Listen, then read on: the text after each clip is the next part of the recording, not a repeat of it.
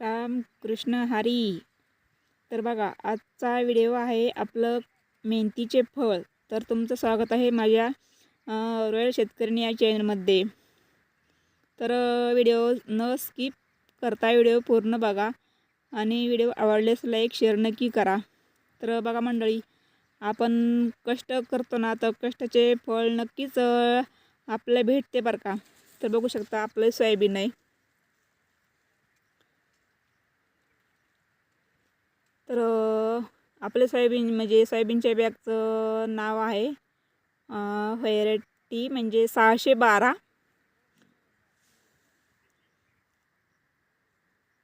तर बघा मंडळी, सोयाबीनचं असं एकदम छान खूप मस्त सोयाबीन आले आपलं. आणि शेंगा तुम्ही बघू शकता किती शेंगा आणि किती आपल्या सोयाबीनला माल लागला आहे.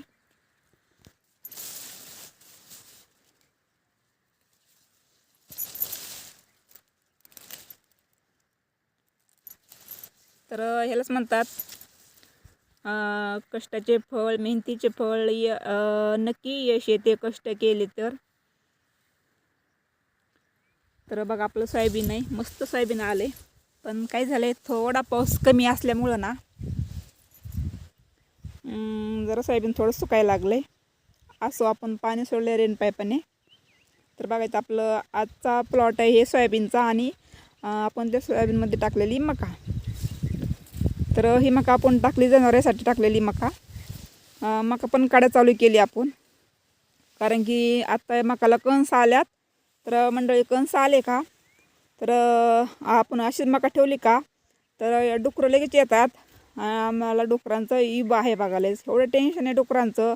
येतात आणि नसतावा करतात. खाणं कमी आणि नसतावा जास्त असतोय.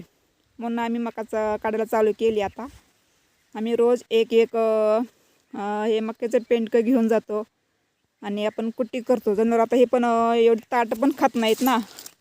मग जर कुट्टी केलं तर जनावरं कुट्टी व्यवस्थित खातात, लय वाटोळं होत नाही, काही नाही. तरी आता कणस पण खायला आलेत. तर मंडळी, या तुम्ही कणस पण खायला. तर बघा, काही ठिकाणी थोडं असं विघ्न पडलेलं आहे. तरी आपण फवारणी केलेलं नाही, काही नाही. बघा मंडळी, आपण एक पण स्वतःच्या शेतात फवारणी केलेलं नाही काही.